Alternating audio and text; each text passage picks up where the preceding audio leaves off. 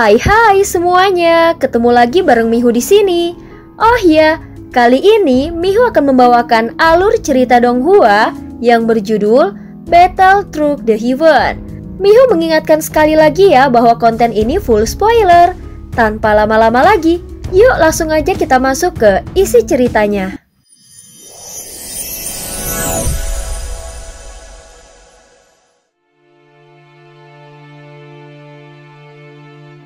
Melanjutkan dari kisah sebelumnya. Sebelumnya Xiaoyan telah terjebak oleh kekuatan es biru milik Bing Leidong. Sial, kekuatan ini sangat kuat.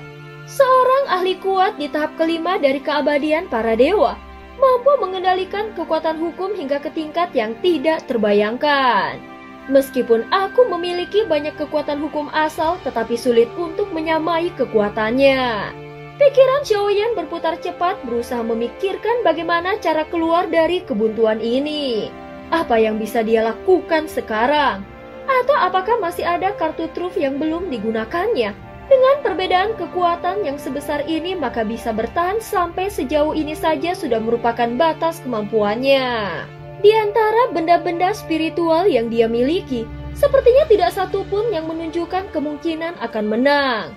Ye Tian, jika kau tidak datang sekarang, mau kapan lagi?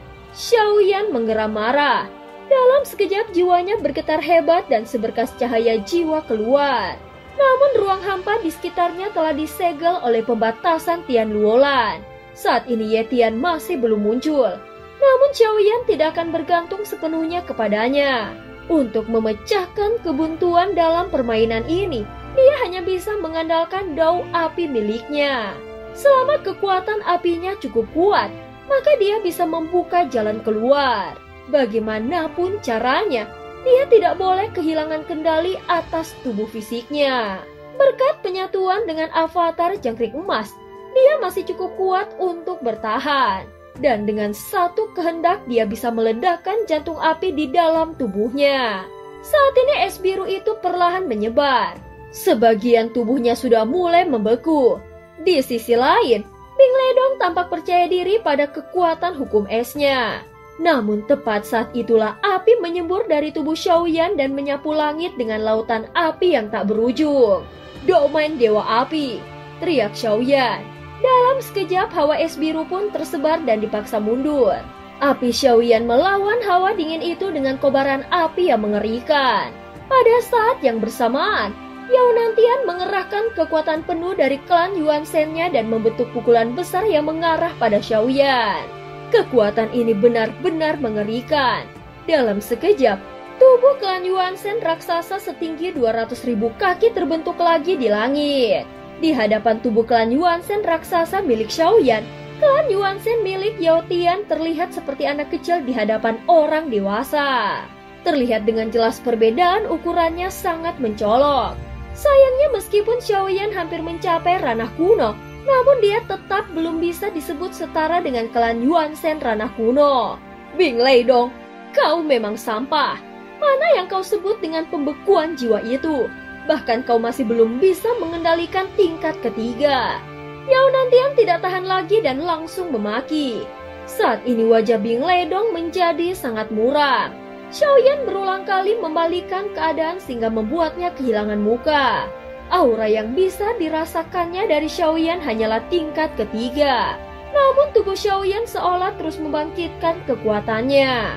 Tentu saja hanya Xiaoyan sendiri yang tahu bahwa untuk melawan hawa es biru itu dan mengaktifkan domain dewa apinya, dia sebenarnya membakar kekuatan avatar jangkrik emasnya hingga ke batas yang mengerikan. Tentu saja waktu yang dimilikinya tidak banyak lagi. Jadi dia harus segera menyelesaikan semuanya dan menunggu Ye Tian kembali. Kalau dia benar-benar bisa menembus ke tingkat keempat, maka membunuhnya akan jauh lebih sulit. Bahkan dia bisa memiliki tubuh klan Yuan Shen sekuat ini. Dan hanya reinkarnasi dari yang mulia yang sanggup melawan kita sampai sejauh ini. Kau tidak akan punya kesempatan untuk menang sedikit pun melawan kami. Klan Yuan Shen ini sudah mati terlalu lama dan tubuhnya telah membusuk. Kalau aku bisa menggunakan darahmu untuk meremajakannya, maka dia akan kembali ke puncak masa kejayaannya. Yao Nantian meraung sambil mengendalikan klan Yuan Shen-nya. Saat tinju dua klan Yuan Shen saling bertabrakan, suara ledakan bergema di kehampaan. Dalam benturan ini, kulit dan daging di tangan Xiaoyan telah robek, sehingga kekuatan yang menakutkan itu menyebar ke lengannya membuat tulang dan dagingnya meledak. Meskipun tubuh klan Yuan Shen Yao Nantian sudah lama mati, namun kekuatannya masih luar biasa dan Xiaoyan kesulitan untuk melawannya. Darah mengalir di sudut bibir Xiaoyan dan ada kilatan cahaya menghilang di matanya. Bahkan klan Yuan Shen raksasanya pun tidak mampu menahan satu pukulan itu dan dipaksa mundur. Pada saat melihat ini, Yao Nantian tertawa keras dan jarinya menari di udara mengendalikan tubuh klan Yuan Shen itu seperti boneka. Tanpa memberi Xiaoyan banyak waktu, klan Yuan Shen-nya menyerang lagi ke arah Xiaoyan. Namun di sisi lain, Xiaoyan menggenggam tombak patah. Xiaoyan memusatkan seluruh kekuatan darah dan jiwanya lalu mengayunkannya ke tubuh klan Yuan Shen Yao Nantian. Benda itu memancarkan aura mengerikan.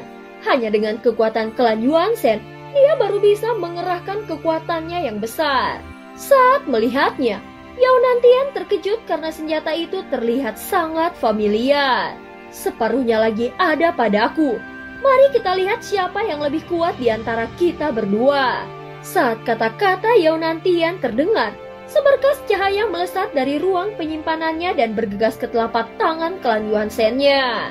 Benda itu bukanlah bilah, melainkan sebuah tombak patah. Namun setelah diperhatikan lebih seksama, ternyata material benda itu sama persis dengan senjata patah yang dipegang oleh Xiaoyan. Dan bekas patahannya pun saling menyatu dengan sempurna. Pusaka penghancur bintang itu ternyata terbagi dua. Satu di tangan Xiaoyan dan satu lagi di tangan Yao Nantian. Yang dipegang oleh Xiaoyan adalah bagian atasnya, sedangkan milik Yao Nantian adalah bagian bawahnya. Keduanya masing-masing menggenggam setengah dari senjata suci itu. Dan kini mereka saling mengayunkannya dengan kekuatan yang mengerikan, menebas ke arah satu sama lain. Jika kedua bagian itu bisa disatukan kembali, maka kekuatannya akan mencapai tingkat yang tidak bisa dibayangkan. Sorot mata Xiaoyan tampak penuh harap. Namun saat ini dengan kekuatannya sendiri, dia tahu tidak mungkin memaksa penyatuan itu terjadi. Apalagi merebut setengah lainnya dari tangan Yao Nantian. Dalam benturan berikutnya, terdengar suara retakan yang menggema. Bahkan Xiaoyan tidak menyangka senjata patah di tangannya tiba-tiba hancur menjadi cahaya bintang yang berhamburan. Dan begitu juga dengan bagian yang dipegang oleh klan Yuan Shen Yao Nantian hancur dalam waktu yang bersamaan. Kehancuran ini terjadi tanpa tanda-tanda, bahkan tanpa pelepasan kekuatan apapun. Namun Xiaoyan segera menyadari sesuatu. Ini bukan kehancuran, tetapi ini adalah penyatuan. Sinar tajam melintas di mata Xiaoyan. Yao Nantian yang merupakan monster tua juga menyadarinya. Tentu saja orang secerdik dia tidak mungkin tertipu dalam situasi seperti ini. Keduanya secara bersamaan mendapatkan satu pemikiran yang sama, yaitu harus memilikinya. Jika kepingan-kepingan dari pusaka penghancur bintang itu bersatu, maka akan terbentuk senjata utuh dan kekuatannya tidak akan terbayangkan. Yao Nantian sama sekali tidak menyangka situasi ini akan terjadi. Leidong, Tian Luolan, apapun yang terjadi, jangan biarkan dia lolos. Jika tidak, situasi ini akan berpihak padanya dan akan menjadi bencana bagi kita. Ucap Yao Nantian langsung berteriak. Pada saat yang sama Bing Leidong dan Tian Luolan langsung menyerang. Namun api Xiaoyan tetap mampu menahan hawa es milik Leidong. Sementara itu Tian Luolan telah kehabisan cara.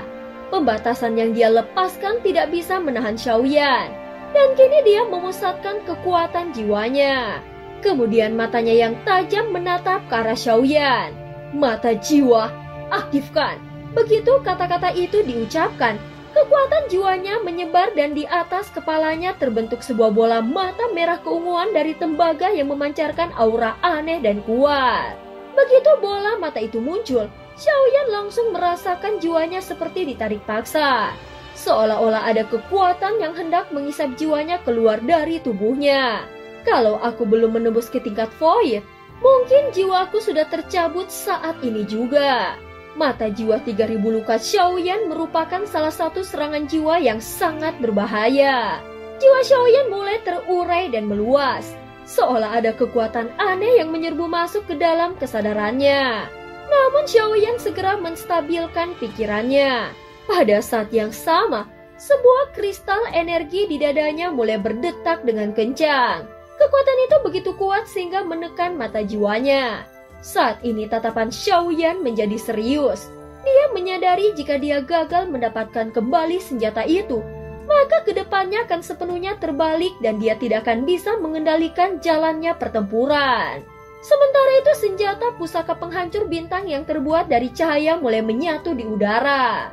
Jadi Xiaoyan harus segera merebutnya dari tubuh klan Yuanzhen yang dikendalikan oleh Yao Nantian.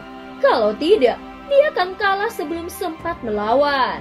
82 tinju para dewa. Teriak Xiaoyan mengaum keras. Meskipun Yao Nantian memiliki tubuh klan Yuanzhen ranah kuno, namun itu hanyalah tubuh tanpa jiwa. Segera tinju Xiaoyan yang dipenuhi cahaya kemasan menghantam udara kosong lalu meledak tanpa henti seperti petir surgawi yang mengoyak kehampaan. Jelas pada saat ini Xiaoyan mengerahkan seluruh kekuatan terkuatnya. Dan cerita pun berakhir. Terima kasih udah dengerin Mihu dari awal sampai akhir ya. Please jangan lupa untuk like, comment, and subscribe. Sampai jumpa.